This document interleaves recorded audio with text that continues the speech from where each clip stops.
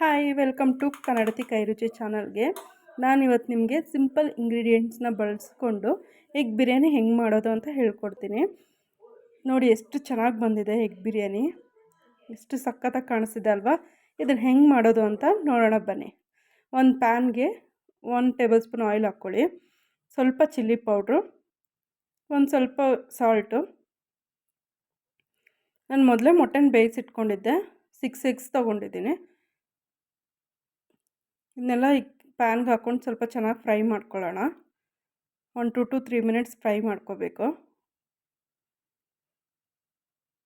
ಜೋರಾಗಿ ಕಲಿಸ್ಬೇಡಿ, ನಿಧಾನಕ್ಕೆ ತಿರುಗಿಸ್ಕೊಳ್ಳೋಣ. ಇದೊಂದು 2 to 3 ಮಿನಿಟ್ಸ್ ಆದಮೇಲೆ ಪಕ್ಕಕ್ಕೆ ಇಟ್ಕೊಂಡು ಈ ಕುಕ್ಕರ್ಗೆ 1 2 to 3 ಟೇಬಲ್ ಸ್ಪೂನ್ ಆಯಿಲ್ ಹಾಕ್ಕೊಳ್ಳಿ.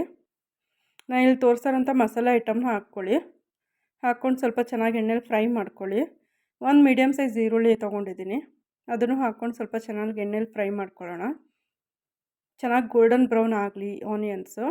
ನಂತರ ಇದಕ್ಕೆ ಶುಂಠಿ ಬೆಳ್ಳುಳ್ಳಿ ಹಸಿಮೆಣಸಿನ್ಕಾಯಿ ಪೇಸ್ಟ್ ಮಾಡಿ ಇಟ್ಕೊಂಡಿದ್ದೆ, ಅದನ್ನು ಹಾಕ್ಕೊಳ್ತಾ ಇದ್ದೀನಿ. ಒಂದು 3 ಟೊಮೆಟೊ ತೊಗೊಂಡಿದ್ದೀನಿ,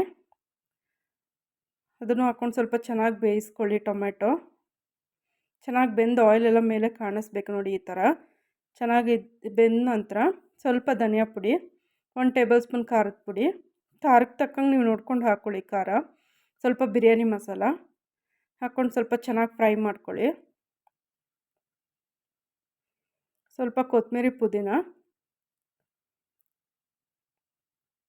ಹಾಕ್ಕೊಂಡು ಸ್ವಲ್ಪ ಚೆನ್ನಾಗಿ ತಿರುಗಿಸ್ಕೊಳ್ಳಿ. ರುಚಿಗೆ ತಕ್ಕಷ್ಟು ಉಪ್ಪು.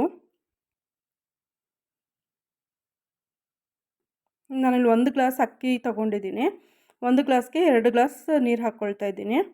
ಬೇಕಂದರೆ ನೀವು ಒಂದು 1/4 ಗ್ಲಾಸ್ ಎಕ್ಸ್ಟ್ರಾನೂ ಹಾಕ್ಕೋಬೋದು ನೀರು, ಸ್ವಲ್ಪ ಏನಾದರೂ ಸಾಫ್ಟಾಗಿ ಬೇಕು ರೈಸು ಅಂತಂದರೆ. ಈಗ ಇದನ್ನ ನೀರು ಕುದ್ದ ನಂತರ ರೈಸ್ ಹಾಕ್ಕೊಳ್ತಾ ಇದ್ದೀನಿ.